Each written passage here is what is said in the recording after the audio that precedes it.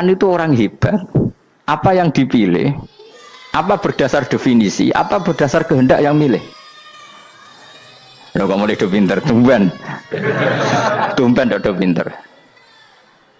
Alam raya ini milik Allah.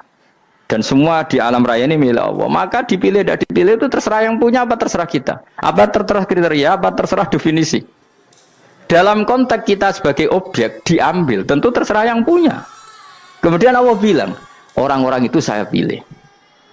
Nah kalau milihnya Allah berdasar kepunyaan, tentu Allah boleh dong memilih orang yang sebetulnya berstatus dolim. Ya tapi ya tetap dia dolim, tapi ya tetap dipilih. Kenapa ya? Karena Allah yang punya. Saya misalnya orang kaya, boleh nggak punya HP buruk? Boleh kan? Terserah saya. Saya orang kaya, beli HP mahal, medium dan paling buruk. Boleh nggak? Boleh, saya yang punya. Nggak boleh, Gus, orang kaya harus beli HP yang mahal. Yang bilang harus siapa? Nah kegoblokan kita ini seperti ini. Nak wong sugih HP ini kudu larang. Nak wong alim kudu bojone ayu. Sing kudu darani kudu ayu ku sapa? Nak maji jalan yang dumdu swarga lho kudu iku sing swargane mbam tapi kudu.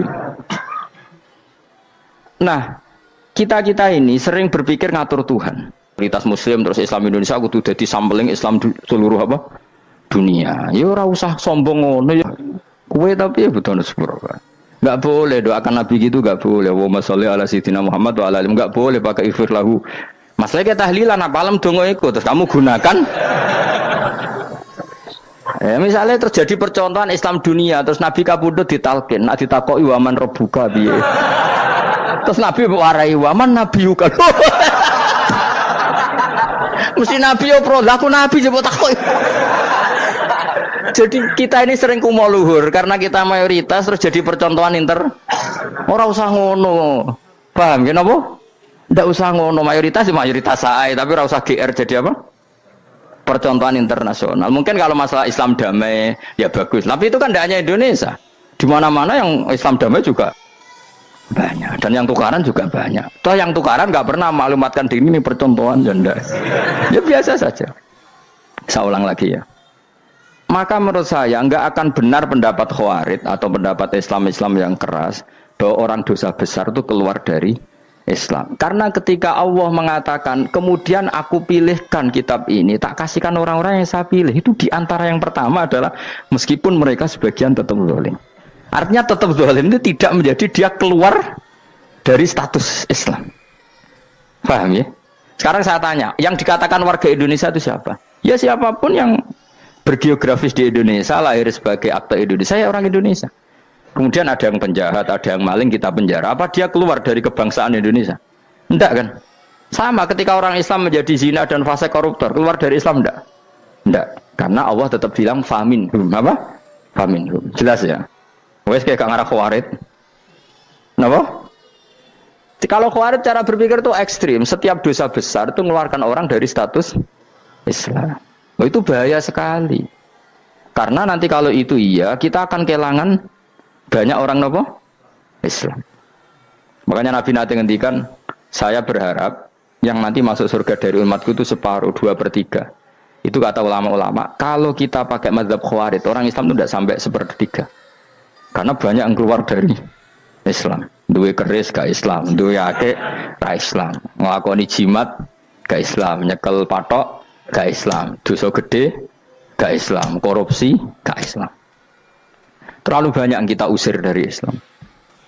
Lalu kita ngusir atas nama apa? Coba. Kalau atas nama Tuhan, kamu tidak Tuhan. Atas nama wakil Tuhan, Tuhan tidak pernah mewakilkan ke Anda. Orang-orang mandate. Yang kita tahu dari Quran ya ayat ini, tsumma awrasnal kitabal ladzina astafaina min ibadina. Kemudian kitab ini tak kasihkan orang-orang yang saya pilih, dan orang yang saya pilih itu faminhum zalimul li nafsi. Dan sebagian dari itu adalah orang zalim, dan itu jelas bagian dari itu. Artinya keluar apa masuk? Keluar apa masuk? Masuk. Meskipun ya yang zalim tetap berstatus zalim, kayak warga Indonesia, ini semua warga Indonesia. Paham ya? Yang maling ya tetap warga Indonesia, meskipun ya tetap maling. Jelas ya? Betul nanti gitu. Makanya ahli sunnah itu pendapatnya falam nukafir mu'minan bil wisri. Kita tidak akan mengkafirkan orang mukmin hanya karena melakukan dosa. Kenapa ya? Karena Allah bilang faminhum setengah sangking itu masuk bagian. Dan itu luar biasanya Allah disebut istofaina. Tetap orang-orang apa? Pilihan.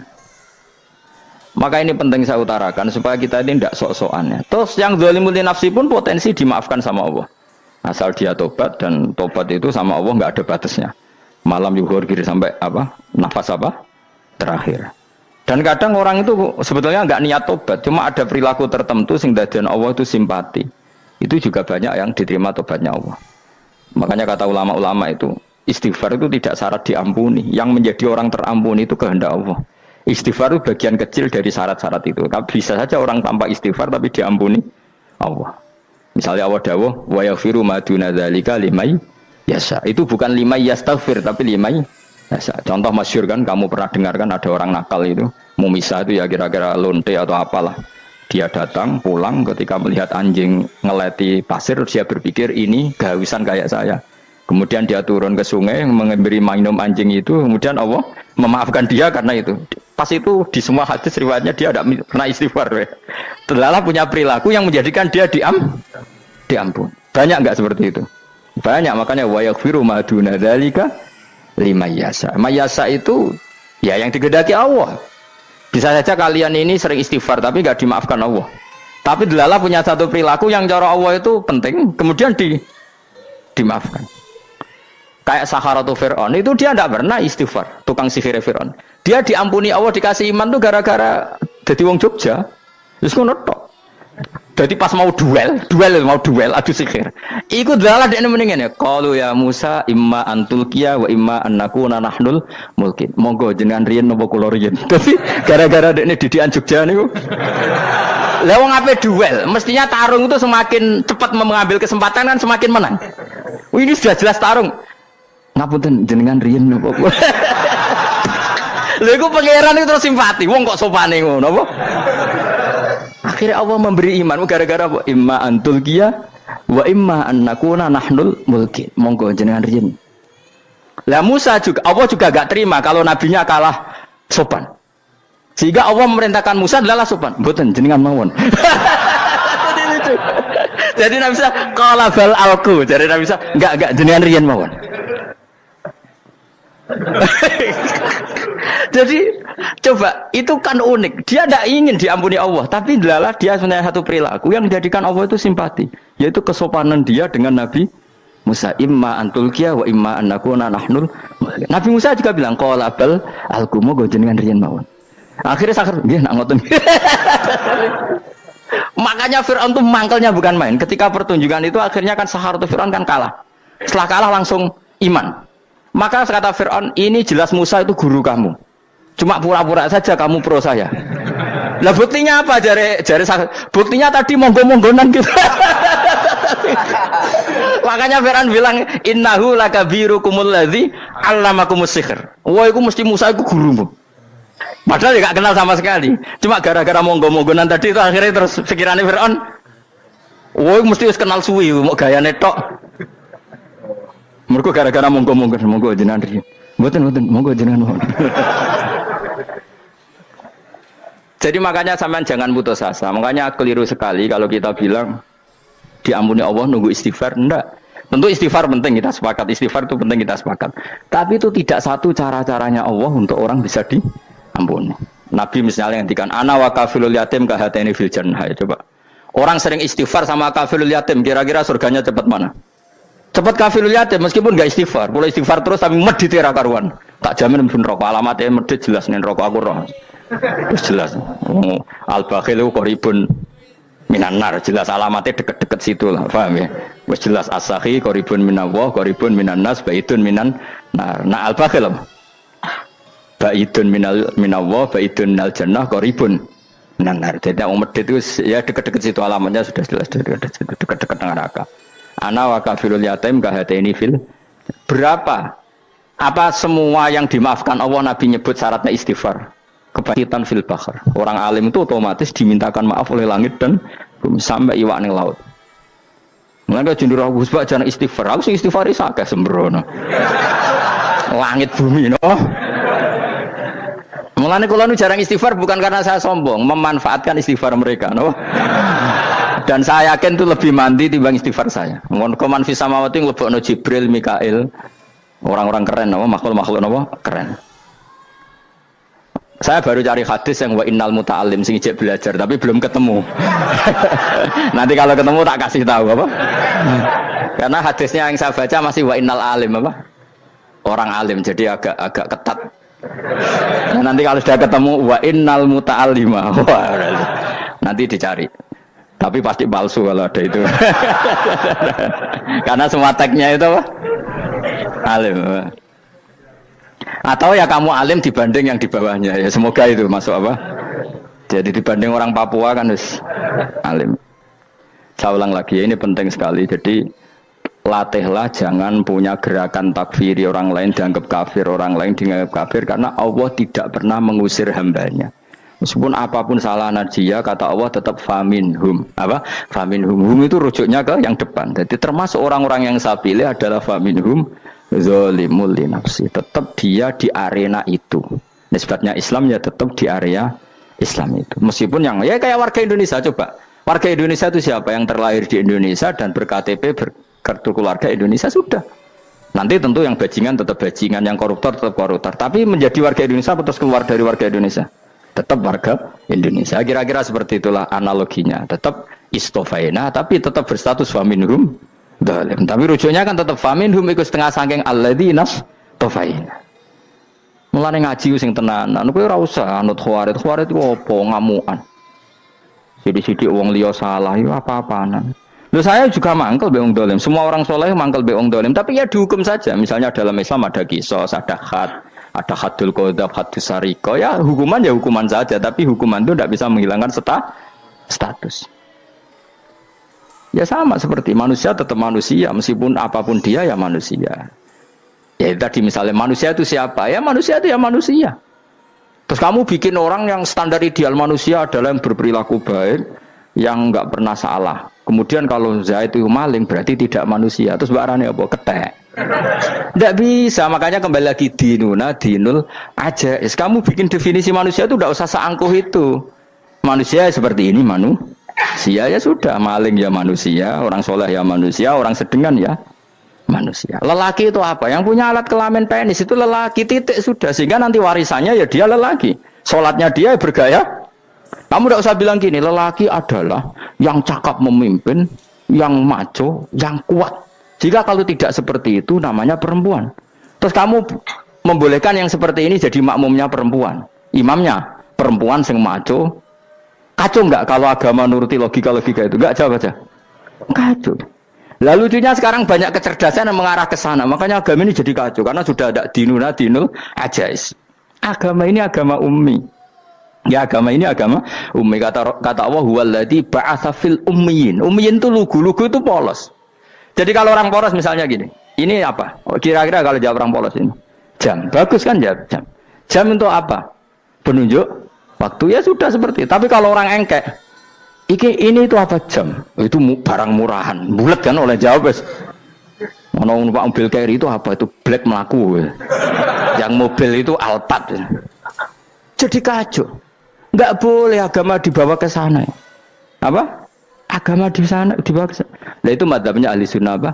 Wal jamaah. Ketika Rasulullah ngendikan la yu'minu ahadukum hatta yuhibba li akhi, ora kok diarti ini ora iman. Jika yang menyala itu tidak iman, tidak seperti itu cara mengartikan ahli sunnah wal jamaah. Karena status itu tidak pernah hilang.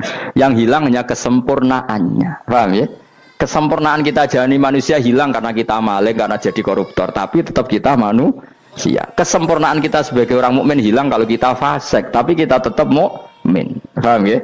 Makanya setiap hadis gitu kata ahli sunnah la yu'minu imanan kamilan. Wis dong ya. Dong. Ya terus alhamdulillah subhanallah. Ya doa alim mas malam rolikur. Malam Lailatul. Aku kadang yang melok goblok aduh. Saya tuh sering dididik sama bapak saya, sekumpul wong akeh ya kudu melok goblok guys. Makanya bapak itu kalau ada orang pidato, bapak kan juga nggak suka pidato juga, tapi ya kerso kadang-kadang, saya pun kadang-kadang kerso. Asal sing ngutus pernah guru, pernah sepuh kadang kerso. Nah, bapak nak bahas pengajian ngomongin balik dari bapak, malah bingung, ngomong apa wae. Coba kita dengan PD-nya bilang Lailatul Qadar itu 21 sampai berapa? 29. Lailatul Qadar. Warna iki malam Lailatul Qadar. Lalu Lailatul Qadar keren tuh karena apa coba? Karena nuzulul Quran. Lalu nuzulul Quran tanggal 17. Lalu Lailatul Qadar tanggal berapa? Oh, ada nih. Alhamdulillah. Tapi ini jangan jadi keiskalan yang masih sudah difitnah itu. Coro Gus Bak, ya coro Gus Bak, coro Quran ngawur gitu. Sembrono. Memang aku tidak pendapat tentang Quran, ya dan ayatnya seperti itu. Maka yang benar, Lailatul Qadar itu kata ulama-ulama dulu, orang yang beramal soleh, ya itu sudah anggap saja dapat Lailatul Qadar. Ora usah ndelok esuk-esuk ndelok srengenge blerengen ta ora. Nek ora blerengen berarti untuk Lailatul Qadar. Jan mendung kan blereng iki. Terus bengi angite sayup-sayup. Anggere dini hari ya sayup-sayup blok-blok aneh-aneh wae. Lah nek pikir sego ora, berarti wong laut gak tarah untuk Lailatul Qadar. Mergo segoro kidul langine bianter. Lah nek ning Dieng ya mesti sayup. Mau angin ndok gunung wis kesel dadi ora sayup-sayup. Gawe ukuran ojo ngono, gawe ukuran ngono rak wong Dieng luwih ngrasa entuk Lailatul Qadar timbang wong segoro kidul. Segoro kidul angine apa? Buanter. Padahal alamate piye? Sayup-sayup. Mana-mana. Maksudnya alamat ngono iku ora ngono, maksudnya ayat iku Kanjeng Nabi mbadhawuh ngono, maksudnya ora ngono. Wes dong ya. Ayo Lailatul Qadar tanggal. Aku seneng wong bodho. Oh enak urip wis happy no. Happy. Ya saya ulang lagi ya. Jadi kejati dirian itu tidak bisa hilang dengan standar keidealan. Yang hilang itu standar apa? Keidealan. Misalnya kita maling, ya eman lah sebagai orang mukmin kok maling. Warga Indonesia kok kriminal tuh eman, tapi dia tetap orang Indonesia. Orang Islam tetap Islam meskipun dia fasik. Begitu Allah ngendikan faminhum zalimul linafsi. Sebagian dari orang yang saya pilih dia adalah orang dolim. Ya dolim saja. Kamu jangan kamu katakan kafir. Ya dolim saja. Dolim kira-kira maknanya kurang ajar, kacau, kriminal. Tapi kan tetap dia orang Indonesia. Paham ya? Ya tetap dia orang Islam. Tapi Islam yang dolim. Ya seperti saya sering cerita. Saya pernah ketemu orang alim melaku-melaku di Tuban. Iku pilih tanggamu. Wong Islam kok doku. Wong Islam kok doku umat. Umat Islam kok do mabuk. Ya tentu oknum ya. Tapi jadi orang alim tadi, itu orang umat Islam, Islam sing kumat.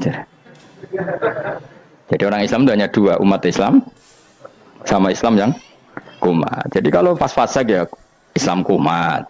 Kalau pas waras umat Islam. Ya sudah itu bolak-balik. Ya, jadi umat Islam. Jadi kalau di Jogja atau di Jakarta ada orang mabuk, itu berarti Islam sang kumat. Kalau pas ngaji umat Islam. Tapi kadang orang yang sama ya kadang umat Islam, kadang Islam yang kuman. Ya sudah seperti itu. Dan nanti pas diambil Allah ya tetap statusnya dua tadi. Umat Islam dan Islam yang kuman. Jadi jelas ya. Jadi jelas sekali makanya orang Khawarij itu kata Rasulullah syarrul khalqi wal khaliqa. Ela-ela makhluk itu orang Khawarij karena dia menghilangkan status kejati dirian. Itu bahaya bagi kelangsungan negara maupun agama. Jadi misalnya kalau orang nyuwun sewu misalnya ada orang kriminal di Indonesia, terus dianggap gak warga Indonesia, terus mau dibuang kemana? Coba. Sama kalau semua orang Islam yang salah dianggap kafir, terus lalu mau kamu buang kemana? Padahal dengan kamu katakan kafir, artinya dia sudah tidak wajib sholat. Orang kafir tidak wajib sholat, tidak wajib puasa. Apa tidak lebih ngeri? Karena dia tidak berkewajiban melakukan ibadah-ibadah Islam. Berarti Anda lebih ridho dunia ini rusak. Ya misalnya Zaid karena megang patok kuburan atau melakukan dosa besar kamu katakan kafir. Setelah kafir dia wajib sholat enggak? Tidak kan? Wajib puasa enggak? Berarti kan malah jura-juran. Karena mendorong orang keluar dari ring permainan kesalehan. Tapi kalau kita katakan Islam, kemudian kita bina. Kan ini jadinya aset. Dengan kamu katakan Islam artinya menjadi aset kan? Bandingkan kalau kamu katakan keluar. Paham ya? Makanya Nabi ngendikan ala-ala umatku itu apa? Khawarij. Karena ini bahaya. Bahaya. Negara juga gitu. Andai kan kita berpikir ekstrim, yang melanggar negara tidak warga Indonesia. Yang demo tidak warga Indonesia. Sing beda pendapat dengan pemerintah enggak warga Indonesia, negara ini habis. Kehilangan 50% warga Indonesia. Ya biasa saja, yang salah ya salah, tapi tetap warga Indonesia. Kalau secara aturan hukum harus dihukum ya dihukum. Asal objektif, asal adil.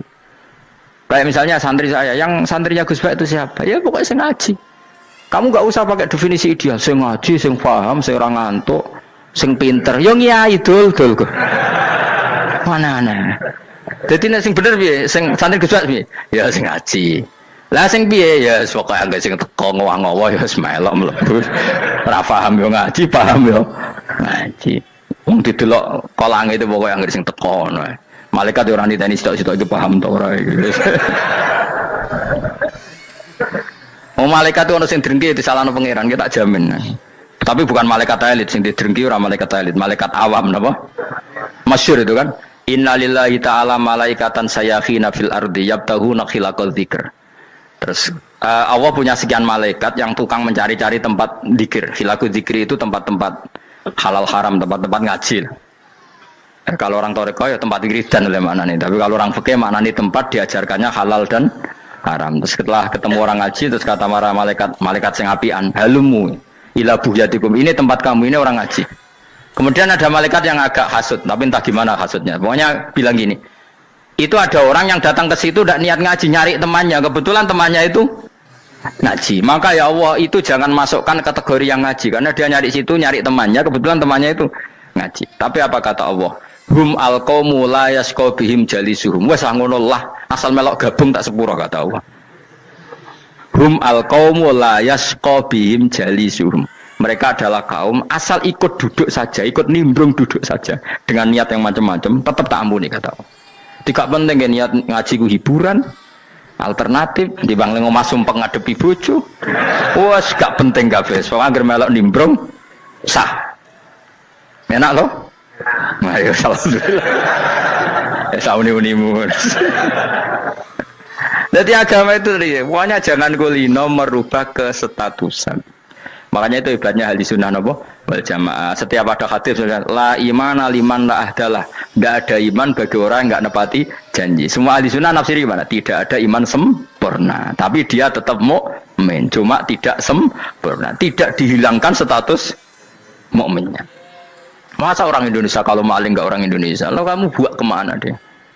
Ya tetap dia orang Indonesia meskipun tidak ideal sebagai warga Indonesia, tapi tetap orang Indonesia. Jelas ya. Tadi summa awrasnal kitabal ladzina istofaina min ibadina. Terus orang yang istofaina itu berstatus faminhum zalimul linafsi, tapi tetap istofaina, tetap orang-orang apa?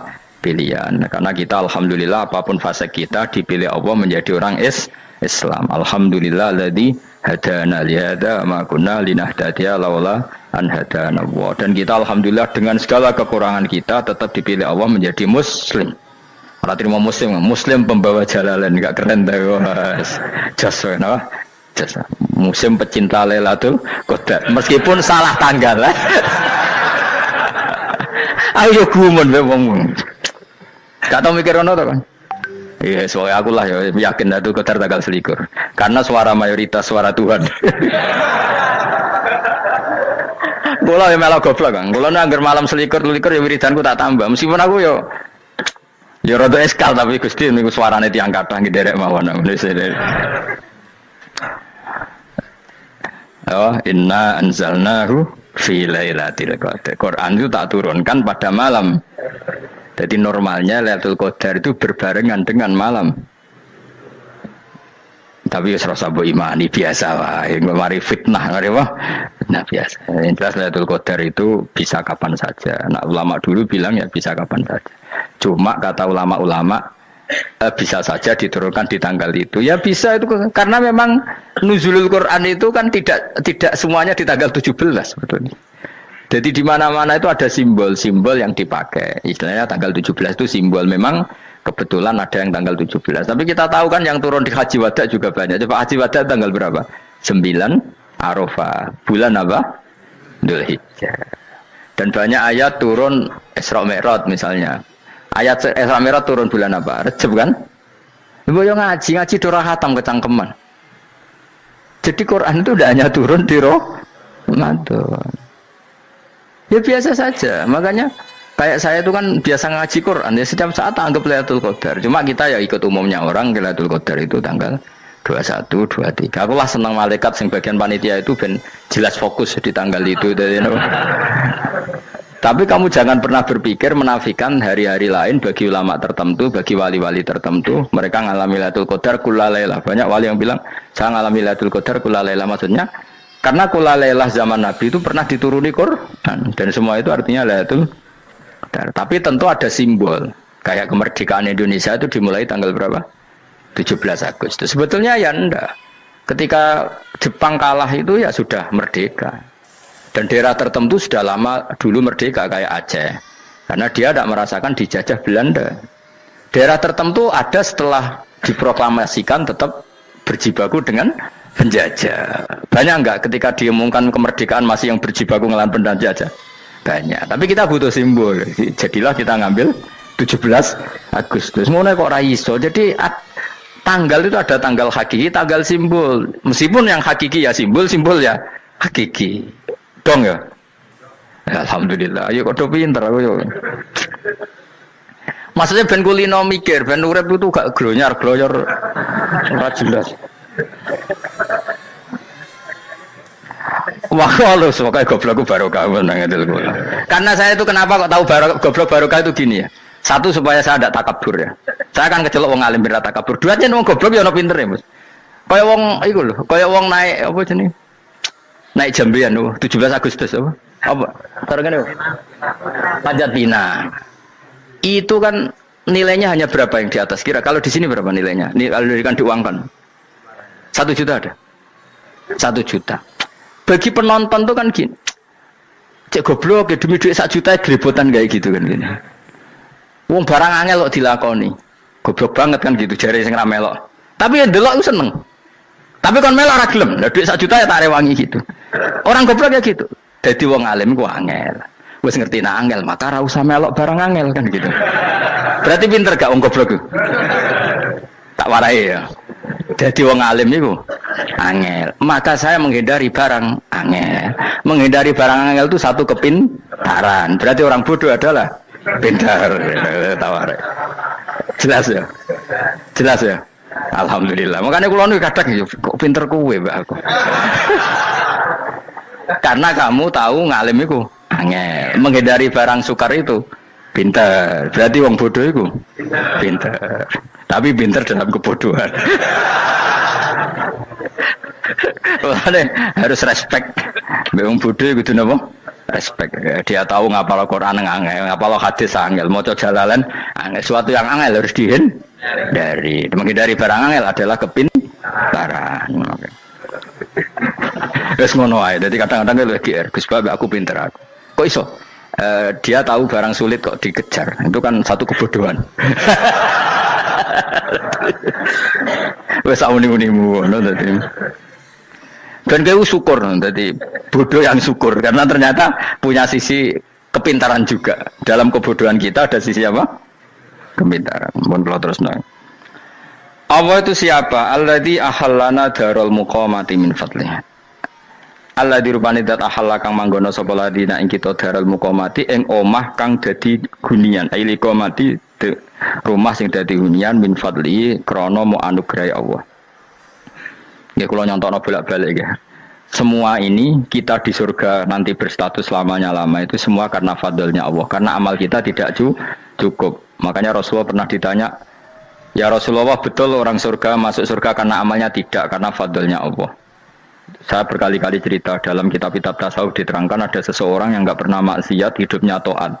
Kemudian ditanya sama Allah, kamu masuk surga karena apa? Saya karena enggak pernah maksiat, taat terus. Kata Allah, ya sudah kamu di sini aja 80 tahun. Ya kamu gak apa-apa di surga sini berapa 80 tahun. Si Abid tadi, ahli ibadah tadi protes. Katanya surga itu selamanya lama. Iya kata kamu kan karena amal kamu. Amal kamu di dunia kan hanya 80 tahun. Umur kamu kan hanya 80 tahun. Ya berarti surga kamu 80 tahun dong. Karena kamu menganggap surga karena amal kamu. Fair kan? Amal 80 tahun surganya. Tapi kata jenengan surga itu selamanya lama. Sing selamanya lama itu fadolku itu gak ada habisnya. Kalau amal kamu ada habisnya. Terus kata orang tadi, "Ngimpun Gusti kula mbusga fadole jalan." Gak aku kecewa jare. Jadi orang itu harus pakai logika. Makanya agama ini ojo nuruti cerdas sing enggak punya sanad. Lalu gunanya amal apa? Kalau kita masuk surga mergo fadhole pangeran, bocah kok geblek gendeng campur gak di sanad. Kita ini punya sanad dari guru-guru kita. Kalau semua surga wa mensifat itu min fadli, ada unsur fadlnya Allah meskipun kita ngamal. Karena tadi kalau karena amal kita hanya sak soleh-solehmu 80 tahun. Iku enak soleh terus. ABG puber pacaran tua dadi mubalek ya ta ora? Ayo ngaku ae. Tuane delok nduang-dutan gede-gede sunah Rasul. Coba kewapir suwi bareng Islam anyaran sudah dadi mubalek banyak. Artinya enggak 80 tahun total kita jadi orang apa? Soleh. Mustafa teteng soleh ya lagi gayane saiki khusuk. Bisa numpak trail gaul. Untung ora ono Harley dhisik. Nah, kalau karena amal kita berarti kita di surga hanya 80 tahun.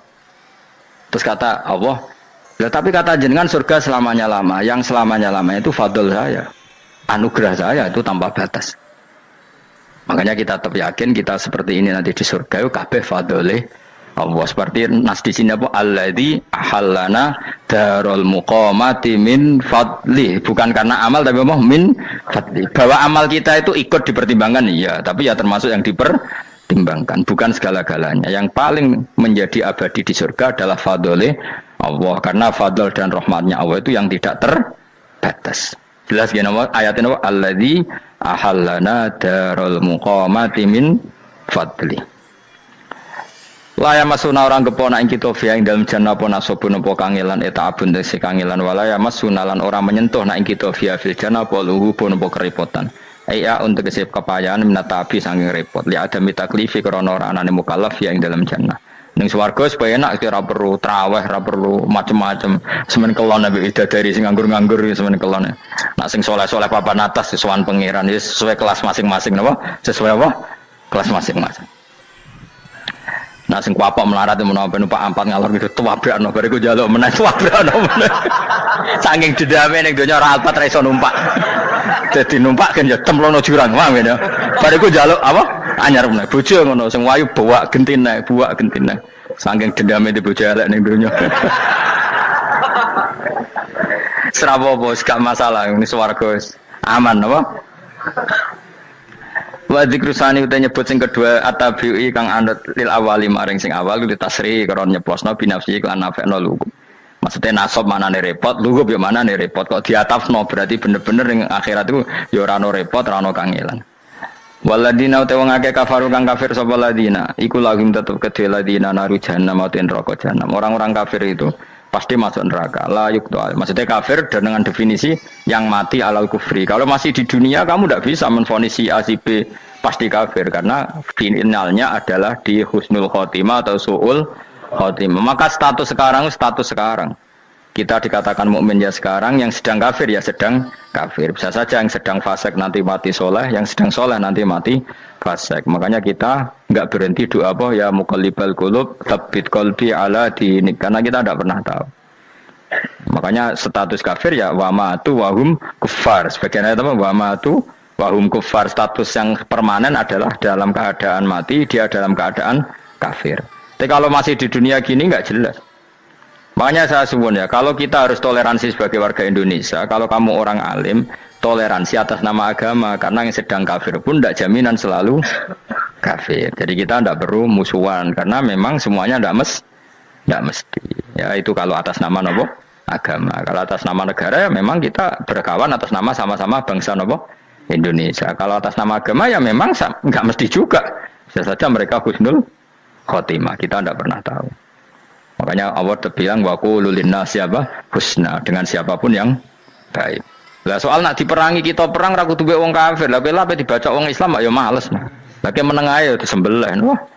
Ya soal itu kan bab sial, bab mempertahankan apa diri. Itu udah harus dengan orang apa? Kafir. Misalnya ada penjahat mau membunuh istri kamu tentu dibolehkan Islam melawan. Paham ya? Makanya di kitab-kitab fikih diterangkan ada bab di mana harbi itu kafir yang melawan kita itu boleh kita lawan. Tapi kata sarah-sarah itu udah harus kafir. Dalam konteks apa? Kita mau digarong orang atau istri kamu mau diperkosa orang ya kamu wajib melakukan perlawanan. Itu tidak adifa anil dzali apa adifa anin nafsi. Makanya Nabi mengatakan mangkutila duna mali bahwa syahid.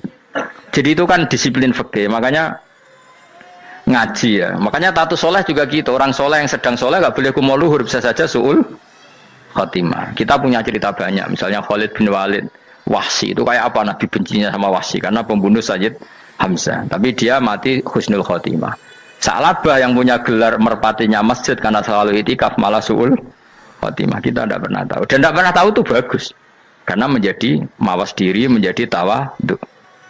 Tawadhu itu ekspresinya macam-macam. Boleh ada ya ulama yang ini cerita aja ya. Ada ulama yang mau dicucuk. Alasannya didik santri atau masyarakat biar hormat sama orang alim, itu ya benar. Ada ulama yang nggak kerso dicucuk. Alasannya saya sendiri untuk melawan ujub saya, keangkuhan saya, kesombongan saya. Ini namanya istihad. Boleh, bebas, orang boleh. Kenapa? Istihad. Abdullah bin Mas'ud itu nggak senang punya santri derekno dia. Karena kata beliau, dilatan ditabe wa fitnatan lil mabuk. Yang derekno itu hina, dia khawatir kumo luhur apa? Kiai kalau kelamaan di derekno itu kan kumo luhur. Kadang gawa rokok era gelem, ono sing gawakno. Bahkan nyumet era gelem ono nyumet. Padahal kok film geng Cina ae. Geng Cina kan bodoh kan. Kadang kene bangga wong kok geng Cina kok apa. Tapi banyak juga ulama yang mau biar gue iling-ilingan di enggak apa-apa, semua itu istihad. Kenapa semua itu enggak apa-apa kita. Makanya saya itu ya kadang salaman, kadang enggak. Karena istihad kita banyak. Uwais Al-Qarni itu enggak mau salaman. Bukan karena dia menolak salaman. Dia takut kalau ada tradisi begitu, orang dicucup-cucup terus sombong. Itu juga bahaya bagi yang dicucup. Tapi ya salaman tetap sunat. Kita tetap yakin salaman itu sunat. Karena mendidik anak atau masyarakat hormat sama orang alim. Tapi kalau itu terlalu masif, nanti orang yang abal-abal menjadi keangkuhan. Delok wong sakmenake nyucup aku kabeh, keren gak? Keren apa nih? Soalnya jenengan ditakdir pun rokok aneh-aneh. Enggak ada yang keren di dunia. Yang keren adalah makanya Salman Al Farisi ketika dia sukses menaklukkan Persia, itu mau syukuran. Kata Salman Al Farisi, enggak Jong. Kalau saya nanti masuk surga, saya mau syukuran, tak undang namanya. Kau juga punya rencana syukuran di surga, nanti tak undang sama. Dan enak kan enggak usah biaya undang, pesta besar-besaran. Enak seneng dugem-dugem ning kono ora ono maksiat. Sekono go babonmu, widadarimu go. Piro kan widadari ora jare 70. Piro Mas? Engke rencana piro Mas? Piro? Rukun 70 Mas. Nanti tak undang. Saya punya rencana, pokoknya sekali masuk surga bersyukuran besar-besar. Kayak tak undang ra ono berarti ning neraka.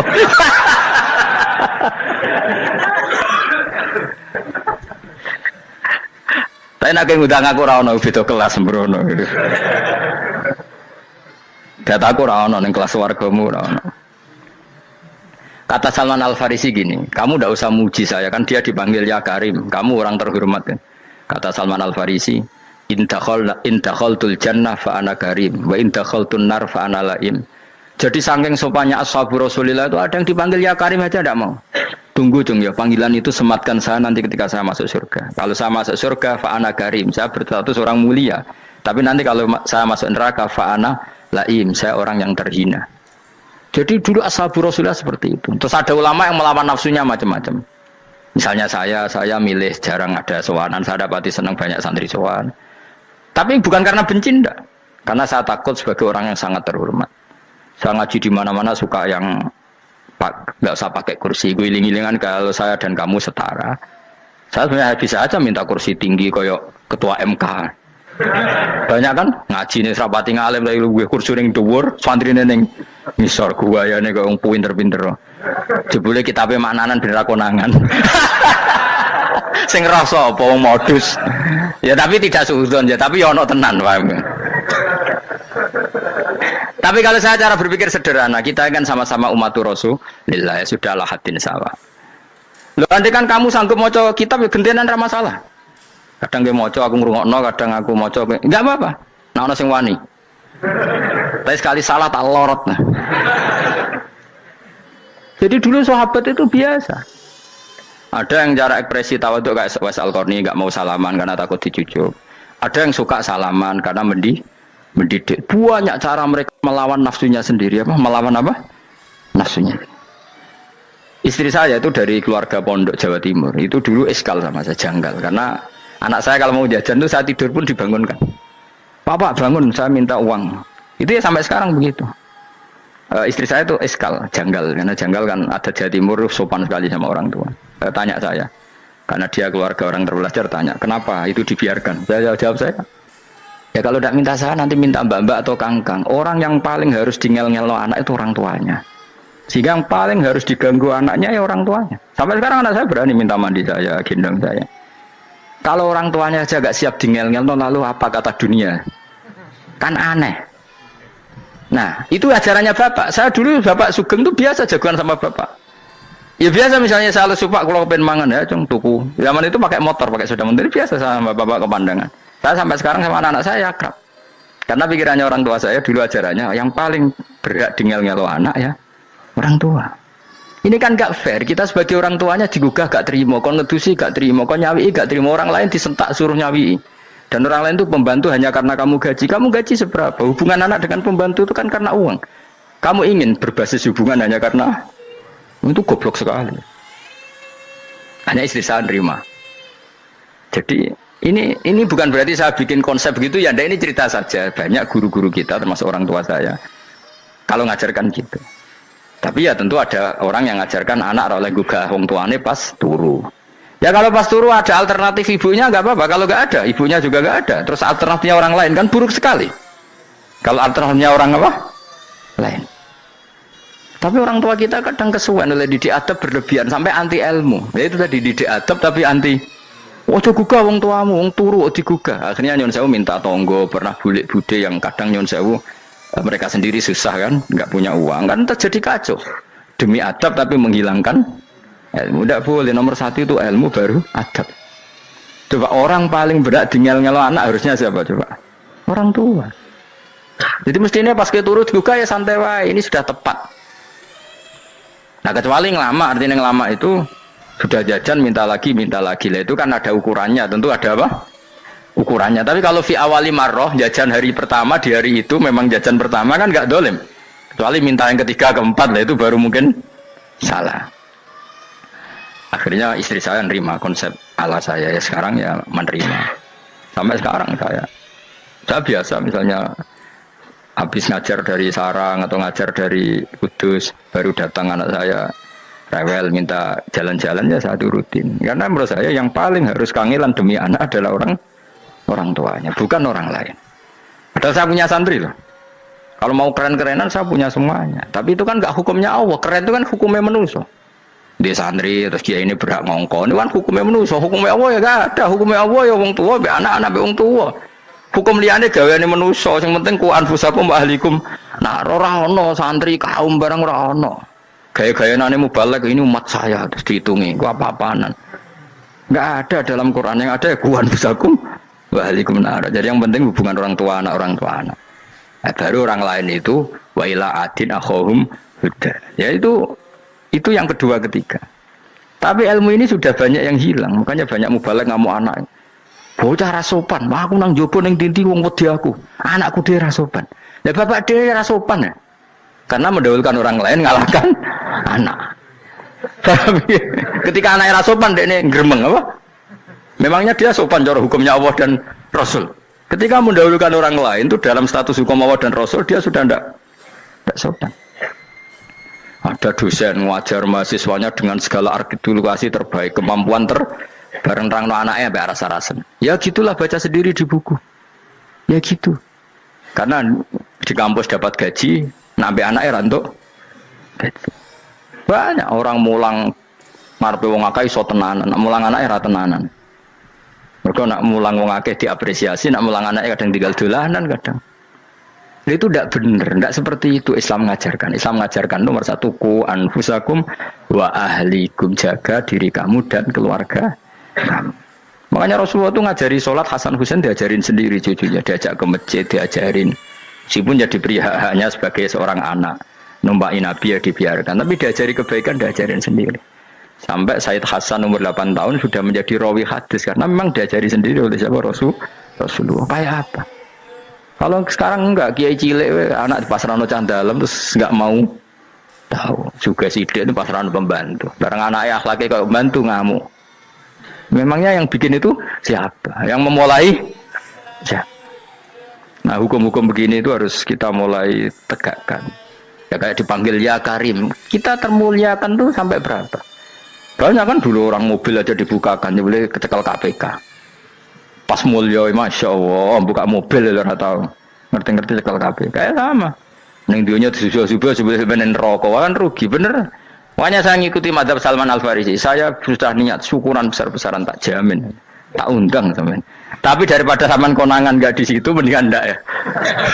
Karena kalau ada undangan nanti kelihatan siapa yang di dalam dan siapa yang di luar. Nggak usah yo, nggak usah. Karena nanti takutnya nggak ada di situ malah mari ngenes kula. Kecuali nggak ada di situ, malaikat itu nggak ada Gus di kelas jenengan, tapi mungkin di bawah ada. Alhamdulillah kalau gitu mau beda napa? Kelas. Tapi nak sing sitok ning swarga sitok neraka innalillahi wa inna ilaihi raji'un. Tapi semoga malaikatnya hanya jawab gitu. Nggak ada Gus, kalau di kelas ini nggak ada. Mungkin di bawahnya ada. Tapi nanti pengurusnya nggak mau, pengurus swarga itu. Nggak bisa ini, kalau beda kelas harus pakai visa. Karena lintas apa? Negara. Ya jelas ya, jadi kata Salman Al Farisi gimana? Jangan panggil saya ya Karim sekarang. Kalau nanti saya masuk surga, fa'ana Karim. Wa in dakhaltun nar fa'ana Laim. Laim itu terhina. Nah kalau semua orang berpikir begitu kan semuanya tawadhu, semuanya tidak kumoluhur. Ya karena ya dunia ini nggak pernah jelas. Makanya Nabi yang Nabi saja berdoa apa ya muqallibal qulub, tabbit qalbi ala dinik. Dat yang membolak-balikkan hati. Karena kayak apa kita mencintai Indonesia? Mencintai masyarakat Indonesia. Tapi kayak apa kalau kamu sudah datang ke Singapura, rawang Singapura dinamis terus gerutu. Orang Indonesia itu pemalas, tidak kayak orang Singapura, dinamis maju.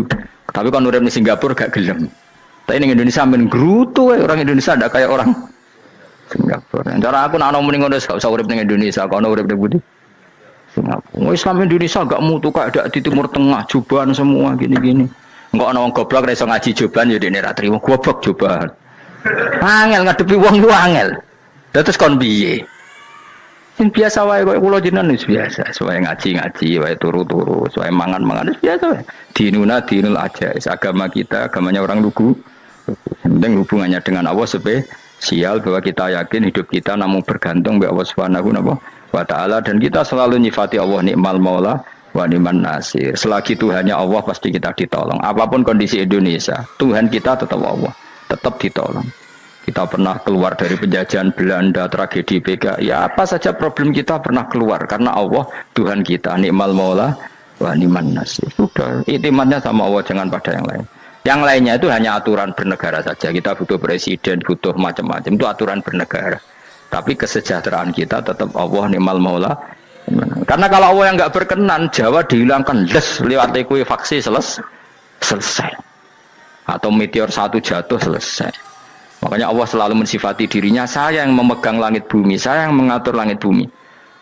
Beberapa benda langit nggak jatuh ke bumi karena saya, kata Allah.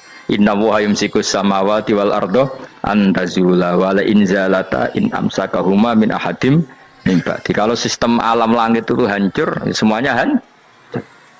Tapi kita enggak, kadang-kadang membayangkan dunia enggak hancur itu kalau kestabilan negara. Negara tak stabil, kalau alam enggak stabil mau apa? Semuanya enggak koruptor, semuanya adil, tapi diguncang gempa tetap selesai. Diundang faksi tetap selesai. Makanya Allah selalu mengingatkan kita, amintum manfis sama yakhsifa bihumul ardo fa idza hiya tamur. Kenapa kamu merasa aman di bumi? Bumi ini setiap saat bisa likuifaksi, kata Allah. Karena bumi itu dzatis sode, potensinya pecah. Tapi kalau kita ingat situ kan akhirnya bergantung sama Allah sambil bernegara secara benar, bertetangga secara benar. Susahnya apa sih hidup benar? Wong hidup benar itu nikmat. Kalau mboten nate urip susah. Ngerti masalah sing pangeran Gusti niki wae jenengan ya sudah selesai. Dadi nak tahlilan ojo ngrameni tok, dijiwai nikmal maula. Nikmat itu sebaik-baiknya, nikmat itu sebaik-baiknya. Artinya kita selagi punya Tuhan itu pasti nasib kita ya sebaik-baiknya. Ngomongin imal mola tapi mbek gerutu. Seramutu. Mulane ra dadi wali perkarane ya boleh. Jadi wiridane wae tapi ra dijiwai, enggak boleh seperti itu. Tapi lumayan, timbang ora wali ra wiridan malah ra karu-karuan malah. La yuqda alaihim muraden putusna sapa alaihim ing atase ahlun nar bil mauti klan mati fayamutu mongko iso dadi mati sapa ahlun nar fa istarihu. Mongko iso istirahat sapa ngakeh. Jadi ahlun nar ketika disiksa minta mati. Maksudnya mereka minta mati itu tidak merasakan sakit. Tapi nyatanya mereka sudah tidak bisa mati. Berarti disiksa terus terus walai khafaf lan ora den ringan napa anhum saking ahlun nar min adzabia saking siksa sinar torfata ini ning sak kedape mri jika kau mengkono-kono kabeh kama jasinahum tegese kaya oleh males ingsun wong akeh nadzi males ingsun kula kafurin ing saben-saben wong sing banget kafire banget ingkare ning Allah lan nikmat-nikmate Allah manane kafir bilya iklan ya yadzi wa nuni lan nun al maftuha kados kita tidak yadzi tapi napa nadzi nggih kadhalika nadzi